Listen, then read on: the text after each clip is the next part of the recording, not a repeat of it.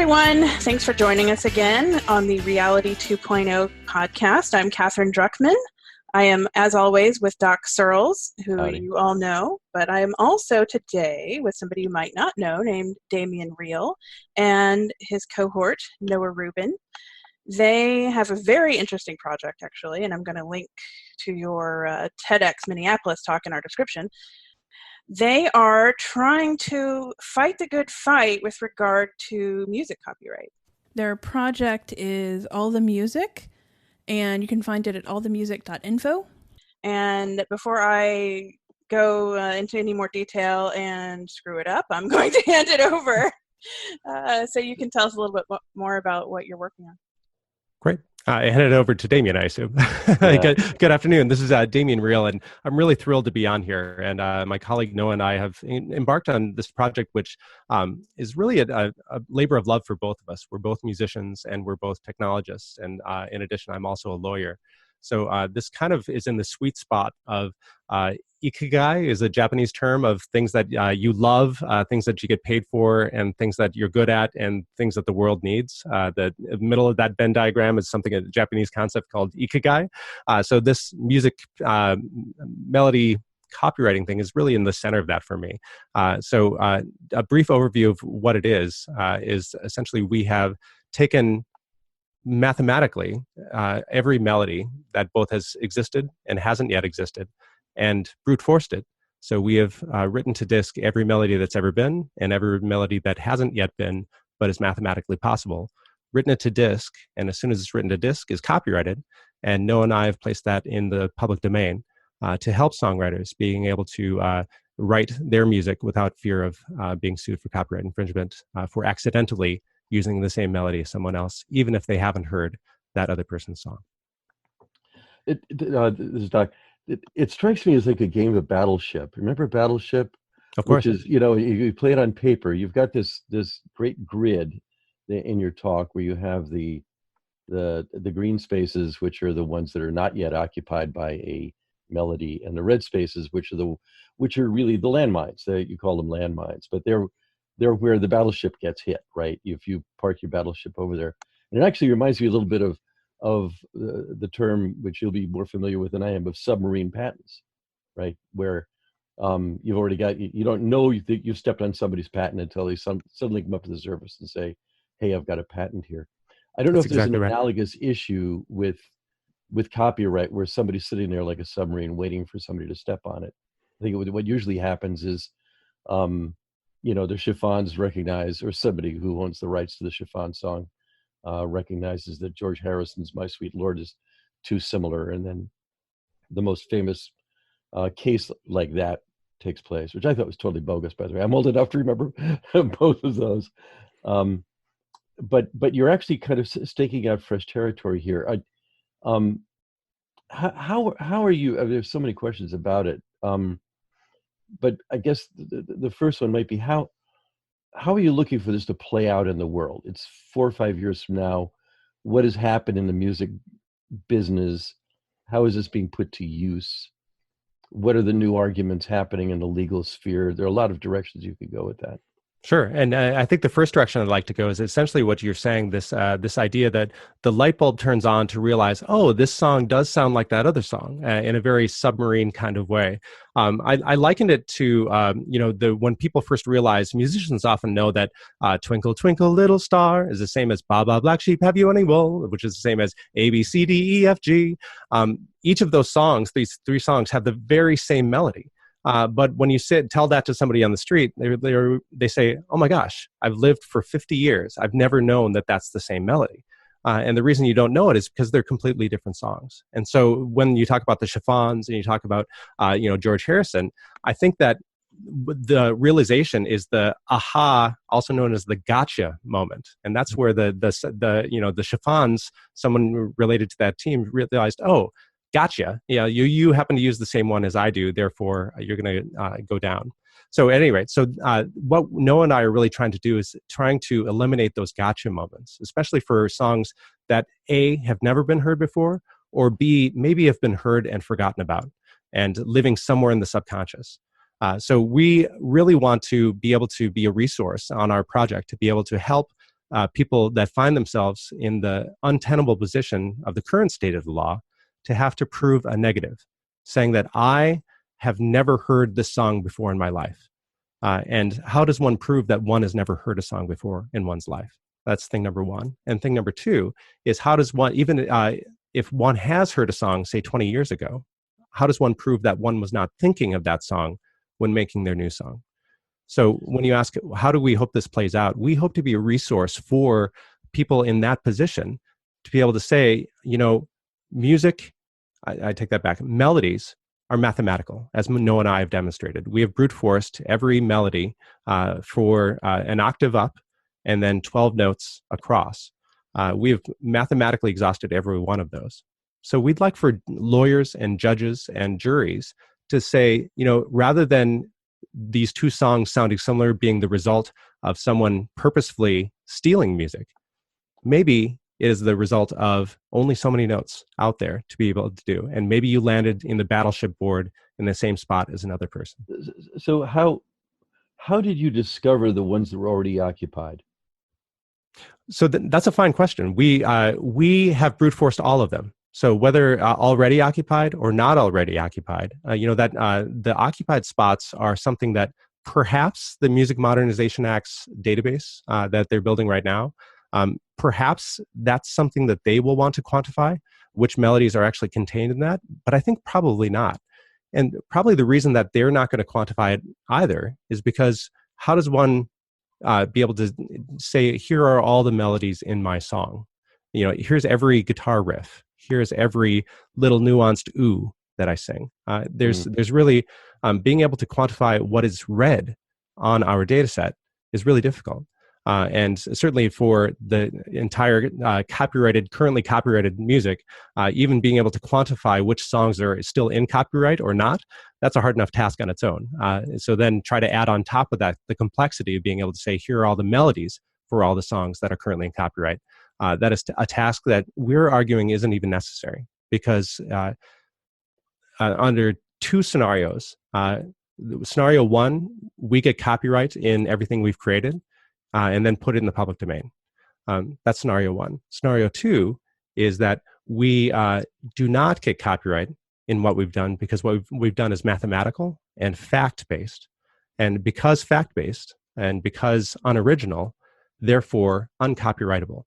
And so we think that under this scenario two, we also win, because then it's essentially proving our case that melodies are math, which are factual, which are uncopyrightable. So you have, it's interesting. You've sort of looked at two different ways this could play out, and you've sort of and in fact, on this list that we're both on, you mentioned that these are arguments in the alternative, where you're kind of basically presenting both. This could go either way, and the context of which you're looking to sort of like develop consciousness in the marketplace of both the problems that attend to having old copyright law in a digital world and the practical concerns of an artist who might want to make sure that whatever they've come up with is safe in some way. I guess that's close enough. That's exactly right. Yeah, and we really, these arguments in the alternative are something that lawyers are very familiar with, and lawyers and judges get that right away. But I think to the general public, it seems odd that I would argue, on the one hand, it is copyrightable, and then we put it in the public domain, and then on the other hand, it's not copyrightable, therefore it's free for everyone. That kind of the dichotomy of that is kind of hard for non-lawyers to be able to get their head around. But it is a very common legal concept. And just because I argue one doesn't mean that I've ceded ground on the other. But so I get it straight, you have put these in the public domain though, right? You've taken this corpus. That's right. And that's right. Into the public domain. That's right. We've taken the entirety of all the music work. We have then designated them Creative Commons 0. So at least to the extent that the law recognizes Creative Commons 0 as designating for the public use, we have done that. I wish I had a tape of this, but back when I worked in radio 10,000 years ago, we did a joke ad for all the world's most beautiful music all at once, and basically overdubbed an infinite amount of crap, and it sounded like a car crash. Anyway, Yeah, and strangely, if you took all of the each of the melodies that we've done, certainly if you played them all together, it would sound like a car crash. But each of the melodies that we have, because they are at least one of the data sets is the diatonic scale. Every one of our melodies sounds like something that could be in the real world. That's interesting. So I had a question about the chromatic scale, because you could be going there, and there's lots of music that's less popular, but there are a few that have accidentals in them and so forth, where you drop out of the scale and go to, That's right. And that's why we actually did the chromatic scale as well. So we talked earlier about 8 up and then 12 across. For the chromatic scale, we did 13 up, so the 12-tone scale plus the 13th on the top. And then we went 10 across. So that is in our data set as well. So yeah, we cover jazz, we cover classical, we cover key changes, really anything. So there's something very interesting to me about this. So without the benefit of the visuals, unfortunately, the people listening can't picture it. But imagine you have this grid, and imagine, like Doc says, it's a battleship playing board, or the game Minesweeper, let's say. And you have all these spaces that are already taken, which leaves you with a bunch of green spaces that are not. And what I'm wondering, do you see this as a resource? Let's say I'm writing a jingle. I'm looking for something. I want to protect I want something in the public domain. I want something that's not going to come back to haunt me later legally.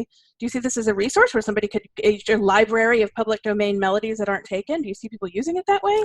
That's a really good question, and you talked about the talk, and I would recommend it. Maybe your listeners could hit pause on the podcast and be able to watch the TED Talk. I know. It's only 17 I wanted minutes. to say that. In fact, when we publish it, we might even say, "Okay, stop now before you do this," and watch the talk. It's very really short. Good. It's a very engaging talk, I got to say. Thank you. And so I think that it'll make the rest of this podcast more enjoyable, because I think they'll be able to more easily visualize the green spaces and the red spaces and that sort of thing. Yeah. But I will say, so to answer your question, I don't know if our data set is a really good resource for someone who wants a public domain item to be able to pull from, because like I mentioned earlier, we haven't designated red spots or green spots. Mm-hmm. So really we haven't at this point, and nor do I anticipate that we will ever really say this is an open spot. Because who knows whether it's open or not. And I talked in the TEDx talk about red spots being taken, green spots being open. But after the talk, I actually had a realization that there's a third element, and that is Beethoven's Fifth, for example, was copyrighted at a point and now is in the public domain. So Beethoven's Fifth is somewhere on that data set, and so maybe that's a gray spot. You're thinking of a third color. Maybe that is a spot that was copyrighted, has entered into the public domain, and so maybe those spots would be what you're talking about. That maybe I can try to find those gray spots that have lapsed into the public domain. But there's a big question that has actually been. Yeah. I'm saying, go ahead. They're made safe, I guess, in a way. That's right. Made safe, perhaps, but there's a debate going on right now that Doc and I are on a list as to whether, if something is public domain, can someone essentially take it out of the public domain by creating a new work on top of it. And the way that this plays out is in two ways. Way number one is that someone has never heard Beethoven's Fifth, or substitute a obscure 16th century song that they haven't heard, but they happen to write the same thing as that thing. So that scenario one is, can I get copyright on something that has lapsed in the public domain?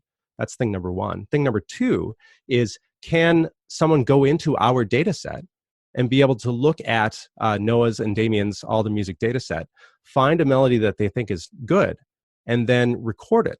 And then by recording it, does that take it necessarily from what some might argue is an unoriginal, uncopyrightable element? And then does it magically become copyrightable because a human was able to make a recording of it? So those two ways that maybe something that is not copyrightable, either public domain or arguably in the data set, can it be transformed into something that is copyrightable by virtue of somebody recording it? So you mentioned in the talk also that you've opened your code, and this may be a question for Noah, actually.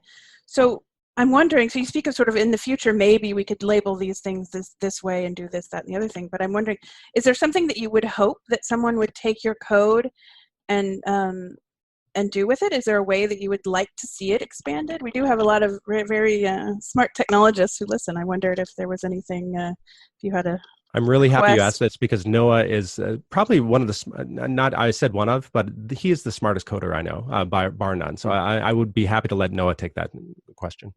Yeah, can you guys hear me okay? Yeah. Yeah, so the whole point of putting it out into the public is for people to do effectively whatever they want with it, assuming they're doing it for the public good. My personal hope is that people take the code and they make it better, they make it more efficient. It will allow people to generate a larger set of melodies potentially than we did. If somebody was able to take whatever we did 67.8-ish billion melodies and take that and expand it, I would love that. We have some plans ourselves to add functionality, for example, to be able to generate rhythmic variations in addition to pitch variations, and expand the data sets that we're generating. And all of that development is happening on GitHub. It's been really nice to see some of the people engage with our project on GitHub. So in short, we have some stuff that we're working on to try to expand the functionality available to people. And if people want to help with that, I would absolutely love that. Well, that's great. We'll be sure and post your GitHub link then too. Yeah, and that's to add on to what Noah just said. From the beginning of our project, as we were sitting on a client's near a client's location, we had really always hoped that this would be something that would go beyond us, to be able to motivate people, to be able to rally them around what we think is a big problem in songwriters, and being able to help songwriters that feel like they have targets on their back. So that to the extent we can get your listeners that are technically inclined to be able to fight this good fight with us, we would love for you to be able to build upon what we've done and be able to work with us to make something even better. Boy, there's more questions jumping me. One, just as a parenthetical remark, is there are things falling into the public domain or aging into it, I suppose. What is that period? Like 50 years, 100 years? Well, it depends on when the work was created. If something were created today, it would be for a human author, life of the author plus 95 years, or for a corporate author, almost 100 years after creation. But depending, if it was made, so generally, things falling into the public domain today were from the 1920s. Yeah. Okay. So that's one thing. Another thing is, you mentioned in your talk that that SoundCloud is seeing 50 million new songs per year. Wow. That's just songs, that's just like podcasts like ours or some other thing that's been put into SoundCloud, or? It's a good question. So they have the number I saw was 500 or 50 million songs per year, and I don't know if the person collecting that data was using files as a substitute for songs. So I don't know whether it's 50 million files or 50 million songs, but. And a lot of the songs, say, they're all 50, for example, if those were all 50 million songs, of course, some of those are going to be cover songs. They're not all going to be original songs. Yeah. So there's some subset of 50 million. I don't know how large that is, but some subset of new songs that are being put into the world every year. But even a subset of 50 million is a pretty large one. So the point in my talk is that we're running out of open spaces, and each one of those songs probably is infringing upon, unknowingly infringing upon any number of other songs, even if that songwriter hasn't ever heard the other song before. So this is a relatively new thing. I think your talk went up like on the 30th. It was January, wasn't it, or something? That's right, January 30th. Yeah, so it's been about 3 weeks now.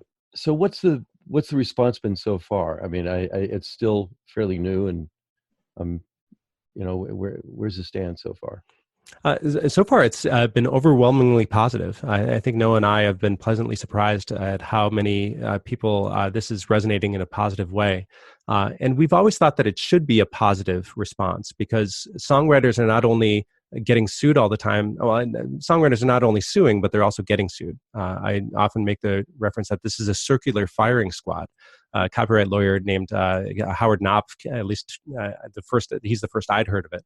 But the fact that you might be suing as a songwriter today, but you might get sued tomorrow because for something that you may have accidentally infringed. So songwriters in general, I think are aware of being on both sides of the gun, if you will. And so I think because of that, they've resonated pretty strongly, saying that the downside of saying melody equals fact equals uncopyrightable, that downside of maybe not being able to sue over melody is outweighed by the upside of not being sued over something you've never heard or heard about and forgotten. I would imagine, and I don't know, because I'm not only not a lawyer, I'm not a musician. I know something about music, but I'm not a musician. I'm like the guy that you can bring in with a tambourine or something like that. I can do that. But I'm thinking. I mean, the fantasy I have here is that, here's an ambitious songwriter, who might actually be thinking, oh my God, I don't want this to get too popular because suddenly I've got a target on my back. Like the bet, or if somebody's already successful, like a Taylor Swift, so they're a target. Like obviously George Harrison was a target. That was a gotcha of some sort, right? Let's get a few more bucks out of this old song that we had. And I mean, if you could do anything to stop that, that'd be fabulous. And by the way, I think it's great. So I give you positive feedback on. Sure. And I think that is exactly right. What you said, that, I as a songwriter am probably fine until I get too popular, and then I have a target on my back.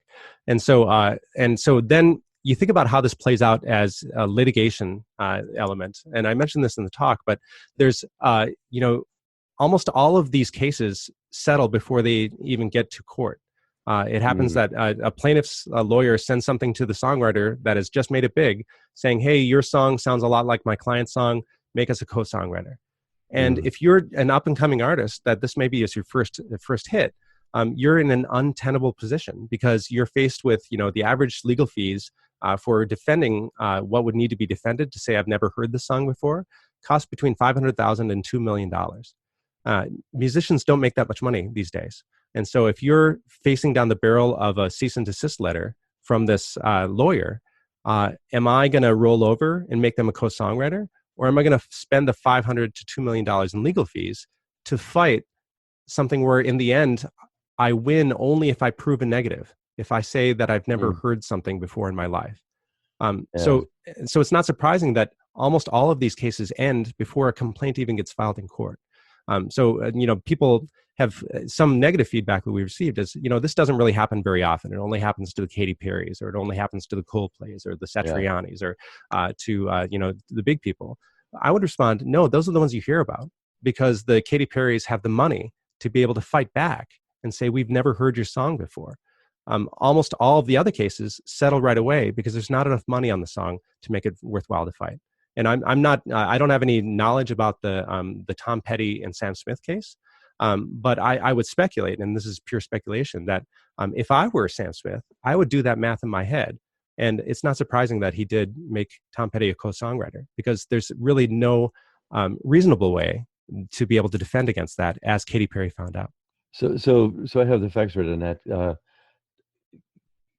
that. Tom Petty got in touch with Sam Smith, or vice versa, which was, who came first and who came second? And, boy. Sorry about that. No worries. That was a call from my usual correspondent. Scam likely, it said. I've heard from that guy. You don't want to take that call. I know. You don't want to talk to that.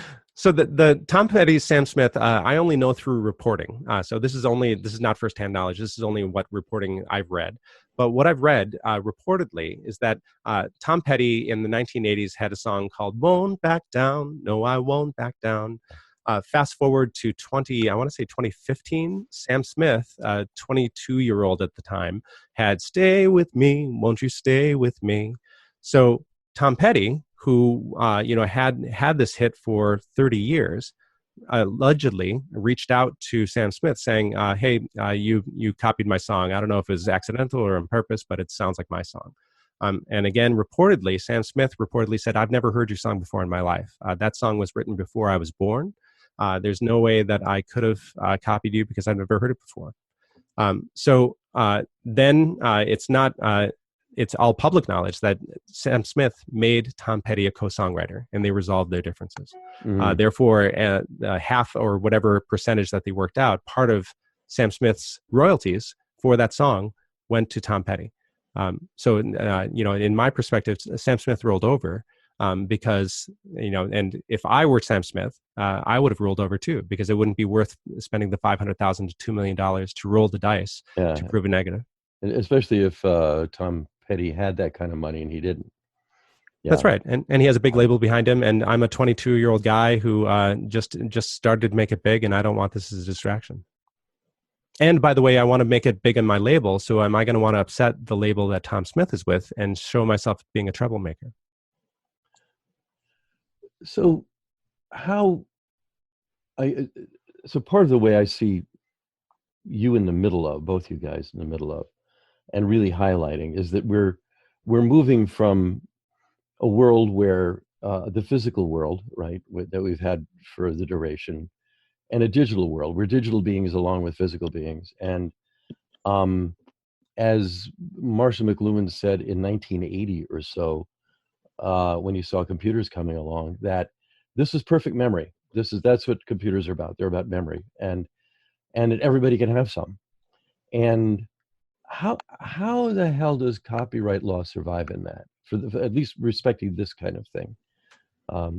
And how will it change? In other words, let's say if you're looking for a law to change, maybe even you have a legislative or regulatory role now, what would you do? Where does that go? I think that one thing that I would say is to be able to say, first, we as a society should look at music and say, what is it about music that makes it truly unique, that should be something that only one person should have to themselves for their life plus 95 years after they die? And what are the aspects that we want to give to that one person for that monopoly?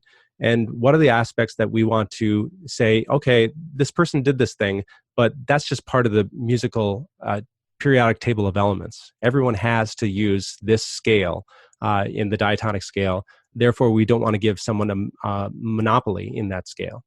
So to your question, I think that we have shown mathematically that we have essentially brute forced all of the elements of music, that at least melodic elements of music, and really forced the question as to whether those melodic elements are something we want to lock up with some one person for 95 years, life of the author plus 95 years, or that's something we want to be available for everyone to be able to build upon, as we have been for millennia.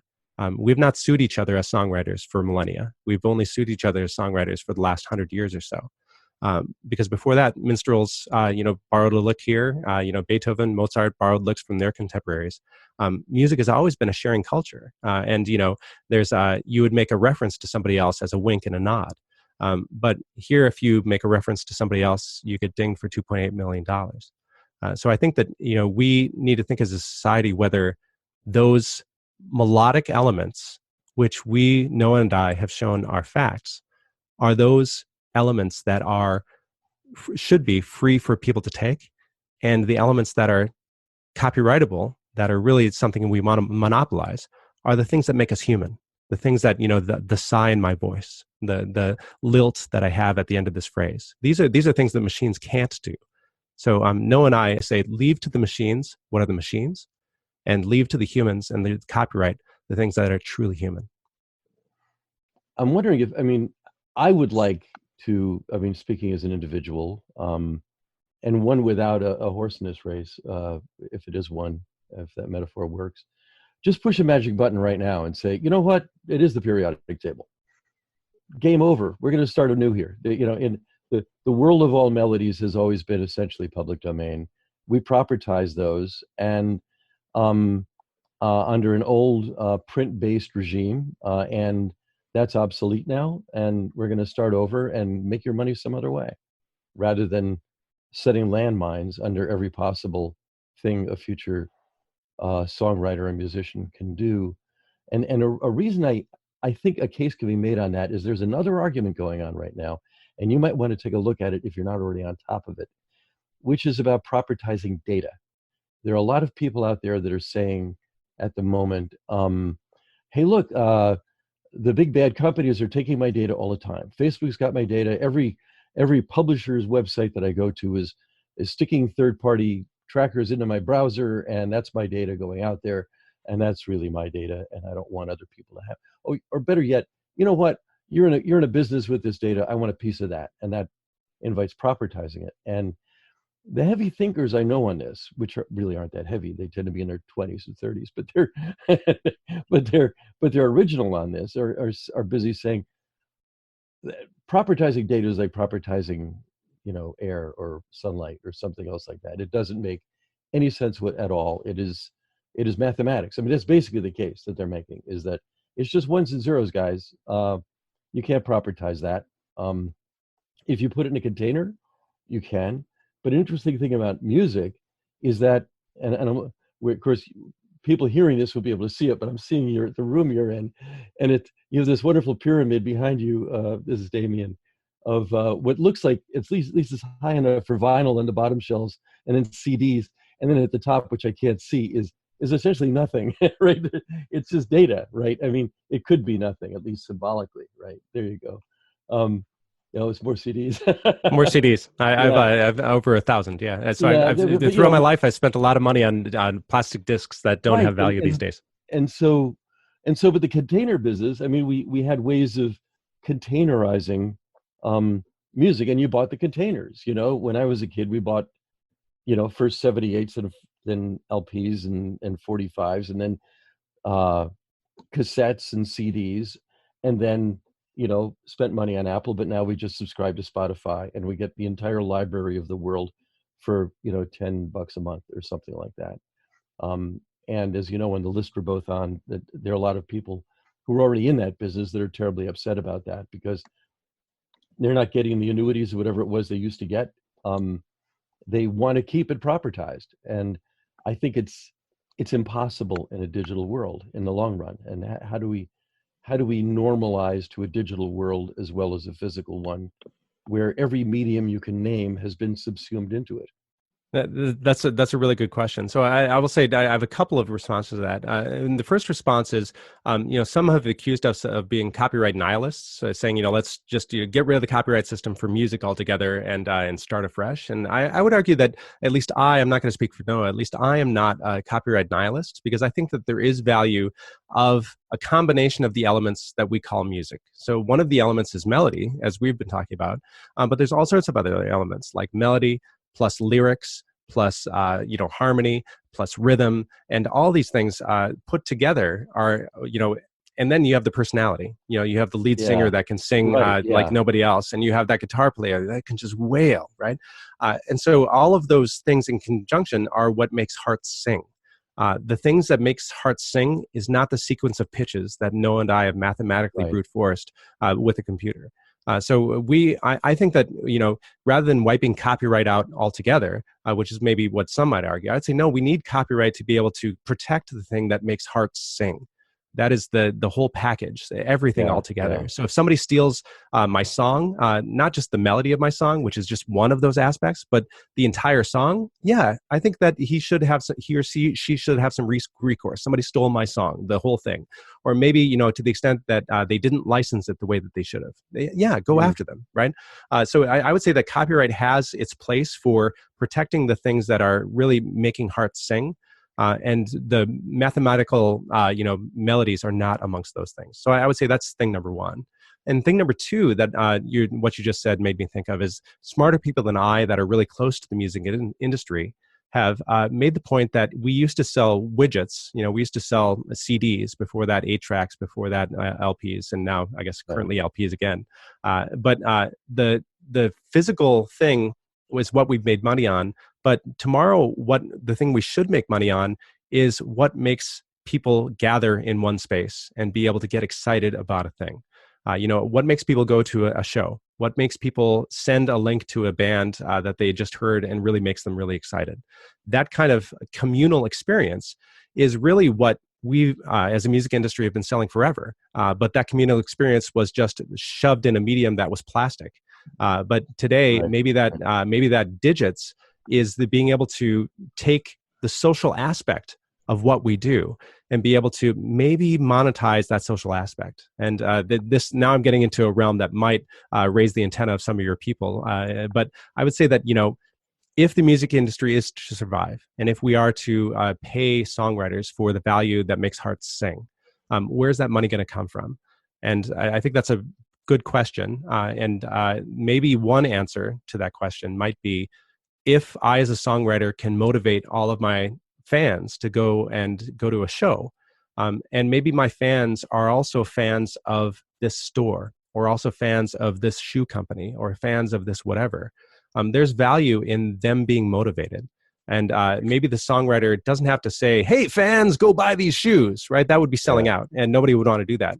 But maybe on the back end, that songwriter can get paid to be able to, and I'm going to sound crass here, but be able to show that my fans also like these other things. And there's values to that shoe company to know that my fans also like them. So that's again, a very, I think, controversial thing, that music should be pure and not be sullied with commerce. But maybe that's one way to move from we're selling widgets that are plastic to we're selling experiences that people get excited about. That's a really good final line there. That's a pull quote.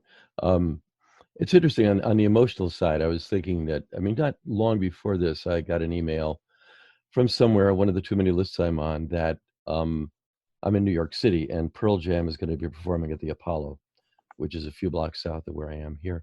And I immediately wanted to jump on that and thought it's probably already sold out. Probably is, actually, but that's an emotional thing, right? And that's performance. It's not. I had a whole list of things that just came to my head. Besides melody, the hook, motif, key, chords, harmony, chorus, bridge, structure. And none of that is what music's about. Music is about it's people connecting with people. And it's emotional. If without emotion there is no music, right?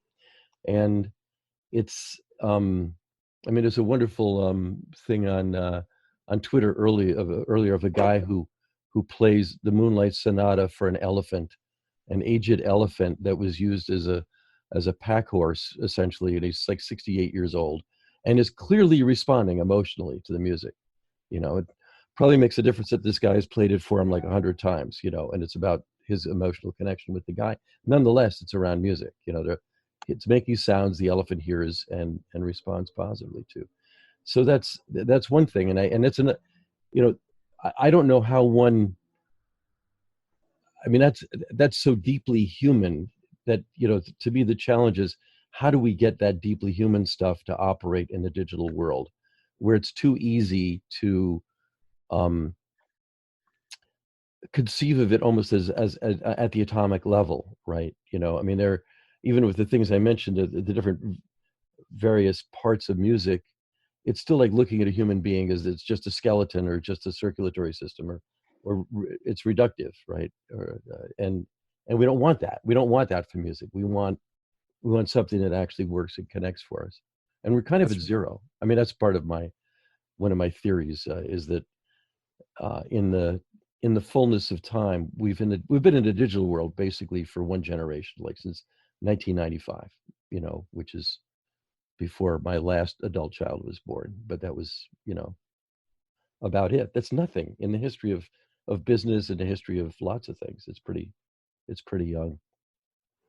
So I'm very enthused about what you guys are doing, and I hope it succeeds. And I want to take an advocate's position on this. I think it's just really interesting, and I think it'll be fun to lay it on top of the conversations that happened now close to 20 years ago, maybe more than 20 years ago. Creative Commons was founded by Larry Lessig and Aaron Swartz and some others who are people I know. And that was not, I don't think he expected it to be as big a thing as it was.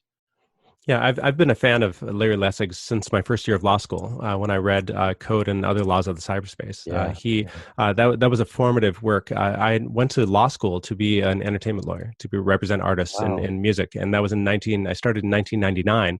Of course, not knowing that the music industry would go through such dramatic changes to the present. So I did my law review article on Napster and other peer-to-peer systems, Wow. which was just going on at the time, and they were getting sued out of existence.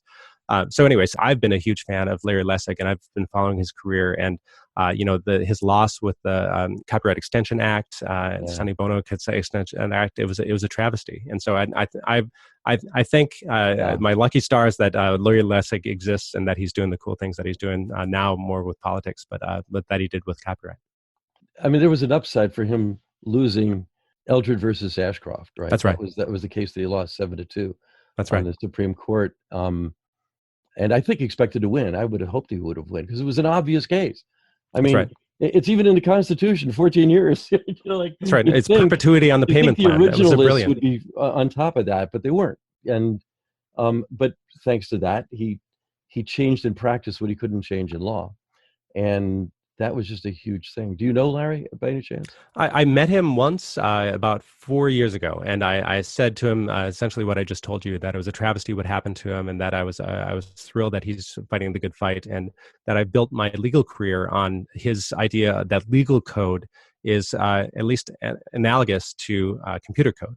That in theory, one should be able to code the laws in the way that you code computers. And so in my current day job, which we haven't talked about, is essentially doing that, being able to extract from the law, both the statutory and regulatory law, as well as the case law, extracting the things that matter and maybe make a computational version of the law in the future. But that's all thanks to Larry Lessig. Sometimes ideas like take years or decades to find their time. I mean, Tim Berners-Lee invented the web with HTML and HTTP in 1989. It wasn't until Mark Andreessen and friends created the graphical browser 5 years later. And then a year after that, when the NSFNet finally shut down the only subnet within the internet that forbid commercial activity, that we got the web we have now. And that was to some degree a lucky accident, but it was probably something that had to happen eventually, but it had to find its time. And so my Project VRM at the Berkman Klein Center now at Harvard, came up with an idea in 2006, which is a monetization idea. And the idea was, I'm going to give a penny to every song that I hear. If I'm listening, I just give a penny every time. I already own the album or whatever. I think I value that, and I'm just going to do that. And we call that system Emancipate, and it would apply to published works too, where the whole idea was just lowering to zero, or as close to zero as possible, the threshold of compensation, the threshold of basically moving the tip jar from gravy to the meat. Like it could become the meat rather than the gravy, and or the cake rather than the icing. And at that time, we couldn't imagine it. I mean, we could imagine that that's an ideal, but now, I mean, it's possible. Apple bought Shazam, but Shazam has been able to do this. Shazam is the oldest app on phones. It was on Nokia's in the 90s, right? Where you hold the thing in front of the speaker and it recognizes the song. And in a similar way with podcasts, I would like somebody to be able to say, I like that podcast, check here. And that was called Emancipate. But suddenly we can imagine that. And part of the context for what you're doing that's so vivid to me is that we're almost at a point now where the absurdity of the old regime is so obvious, and the untenability of its methods are so obvious and impossible, really, that we have to start thinking anew about what do we scaffold up here. So it occurs to me that even if by putting this stuff in the public domain, you've appeared to have taken the monetization matter off the table, it might make it easier to put anyone on there. That there may be other ways of monetizing, that have to do with, I just like those guys. I mean, so there's a podcast I listen to, and this is interesting, the Bill Simmons podcast. I'm a sports freak, and Bill Simmons has something called The Ringer. He left ESPN in some big fallout a few years ago and started The Ringer, and it's a bunch of podcasts that just, by the way, got sold for $250 million to Spotify. which by the way is more than you could sell the entire AM band in New York for right now, right? So, and maybe Right. FM band as well, because the values are shifting. Well, he opens and closes his podcast with a few bars of two different Pearl Jam songs, which by the way has rekindled my interest in Pearl Jam, which is why I mentioned that earlier. Like, oh yeah, them, right? Okay, what did they do? Oh wow, I like that one. I didn't even know the name of it, right? And similarly, we happened to hold the rights, which it was hard for somebody to do for us, to a song by the best guitarist who ever lived, who was Danny Gatton, and that's our bumper music. And Danny Gatton look him up, unreal, just unreal. And Danny Gatton, by the way, there's a movie, a documentary on Danny, who died quite a few in the early '90s, but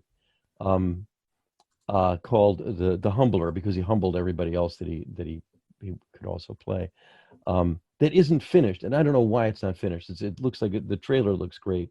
I would like to, every single time somebody hears our bumper music and likes it, throw some money at the movie, or if they throw it to us, we could reroute it toward paying for that documentary, and just having some sort of flow of goodwill that has small amounts of money that are trivial enough, and some context for that.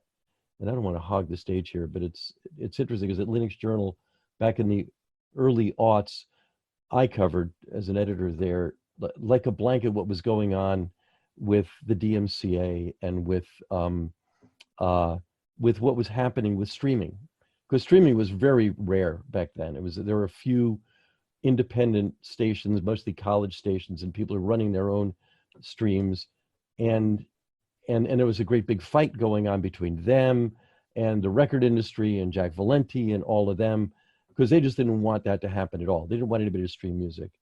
And there was a settlement there with the Copyright Royalty Board and all that. But nobody could imagine back then a way to monetize it, right? And I think we can start imagining that now. So that's basically my summary remark about that. And there's some people that are chasing the idea of being able to track rights, and I can track through the ether where my song is played, when it was played, and then be able to essentially monetize through that. I think it's a really important goal. How effective it will be, I think remains to be seen, because as you said earlier in the interview, that data is just flowing freely, and so being able to track where any one piece of data flows and how it flows and through whom it flows and who is actually consuming that flow, being able to track all those data points and then push money through that path that has been created, that's a really hard technical problem to solve, and that's not even talking about the rights and licensing problems that would have to be resolved too. Yeah, so we can beat all this stuff, I guess. I mean, that's to me, that's the big thing. I mean, you've hit a push button that I think can change everything, and that's really cool. Well, thanks. Yeah, I think that ours is just one piece in a larger copyright morass and copyright puzzle. But if we are able to push the needle a little bit with our one piece, I think I'd be very grateful. Are there any musicians that you've contacted or have contacted you on this that say they'd like to weigh in on this, or weigh in behind it, or put a shoulder to the wheel, whatever the right metaphor might be? Strangely, so lots of amateur musicians, yes. I would say no big name musicians, and I would guess that there's a timidity there, because they don't want to be all. It's hard as a musician to say that copyright laws should be, and weakened is the wrong word, but changed. All right, so to be able to say that melody might be fact that is not copyrightable. As a musician and songwriter, I might think, well, you're taking an arrow out of my quiver. So even though I know that same arrow could be used to shoot me, right? Maybe I want to keep that arrow in my quiver just in case I need to shoot somebody else. So I think for that reason, no musician has reached out to us yet. But I would guess that many of them are maybe cheering on the sidelines, being able to think, anything that I can keep from having a target on my back for a song I may have heard 20 years ago is all the better. Yeah. Okay. That's good. Well, you're at the beginning of something here, which is great. Yeah, it's true. It feels a lot to me like it did when Larry Lessig said to me, and both Catherine and I, for context, were with Linux Journal, and he was on our advisory board for a while, and right after he'd lost the case, he said, "We're doing this thing called Creative Commons," but it was like, I'm gonna put a lemonade stand out. I mean, it's not like it was that big a deal. I think he knew it was a big deal, but it was. I'm not sure he knew how big that it was going to be or how important it was going to be, or if I he think it did, he takes didn't somebody. brag on it. Yeah, it takes somebody like Larry Lessig to conceive of such a thing, because he's putting through a contractual lens something that had not been contractually seen before, right? To be able to think that, you have a copyright before Creative Commons, before Larry Lessig, you had copyright, therefore you sued people if they violated the copyright. And if you wanted to give your work to somebody, you would license that work to them on a one-to-one basis. But the paradigm shift that he conceived of was, yeah, I'm not going to do it on a one-to-one basis. I'm going to do it on a one-to-the-world basis through contract, which is something that copyright understands contracts. So to be able to say one-to-one to a one-to-everyone, that was a huge paradigm shift that was not obvious to everybody, but was obvious to Larry Lessig. Yeah. That was well, great. I think you might be onto something similar. I think this is the topic, music is so relatable. It's such a relatable medium for anybody to really, identify with these copyright issues and larger issues that maybe be a software engineer and working on open source. Like, we talk about these things a lot. This is kind of part of our we live and breathe it. But I think when you translate, legalese and these, the culture of collaboration into something so relatable to everyone as music, I think you spread the word on a level that was maybe not possible through other media. I don't know. Yeah, I think you're right. Music is something that you don't have to be an expert in to enjoy. And so I think that one of the reasons this has kind of gained some traction, as you say, is because everyone listens to music, or almost everyone listens to music. And the Venn diagram that I have in the talk is, you have music, and then you have other people that are lawyers. Lawyers are really excited about this. And then you have technologists, and technologists are really excited about this. So you're reaching these different spheres of people that are all interested in the topic from a different angle. And so I think that, being able to maybe look at music in a way that you haven't thought of in the past is kind of exciting. To be able to think, this thing that I thought I knew, maybe I don't know it as well as I thought I did. And to be able to look at the world in a bit of a different sphere and perspective is something that I'm really excited about sharing with people. And I'm really thrilled that you guys have given me a platform and Noah a platform to be able to talk to more people about. Maybe I'll ask you a question, Noah. So if somebody's really into coding, if somebody says, "Yeah, I really want to help these guys," what do you think is the best way that they can do that? The easiest way to get started helping out with the technical part of it is to open up a GitHub issue. If people have good ideas, then we obviously review all issues. If you want to write some of the code yourself, please open up a pull request, a PR. There's someone that's already done that with some helpful, small changes, just for, code readability and such. So if you want to submit a PR, happy to review it. I'm not going to promise any SLA on when I'll get to it, but it will be reviewed and if it's good, merged. So I appreciate any of that. There's one thing also that I wanted to add in an earlier discussion you're having about what now, essentially. Yeah. Right. There's one point that I continue to make to people, because I think one of the common rebuttals to our project people have said is, so are you saying that people shouldn't pay royalties if they copy their music? And I at the risk of beating a dead horse here, because Damien's made this point, we're not telling people that they shouldn't have the copyright to the music they make. We're just saying that we should be a bit more selective about the types of things that people should be able to own about the music they create. And I would encourage any artist who's making music today to think about when they're collecting royalties on a song, what are they collecting royalties on? Right? Are they collecting royalties on the melody they made? Or are they collecting royalties on the number of other elements that they've also probably unwittingly copyrighted when they submitted their entire work for copyright? I would argue that if you take a step back and think about it, you're probably not making whatever you make per year on the music you make just on the melodies alone. And if you are, then you're probably asymptotically approaching becoming a melody troll, which I'm not sure how much sympathy I'm going to have for you there. So I love that. Asymptotically approaching becoming a melody troll. That's good. Noah has a way with both code and words that I'm always in awe of. And knowing that you have a very technical audience, please do take him up on his offer.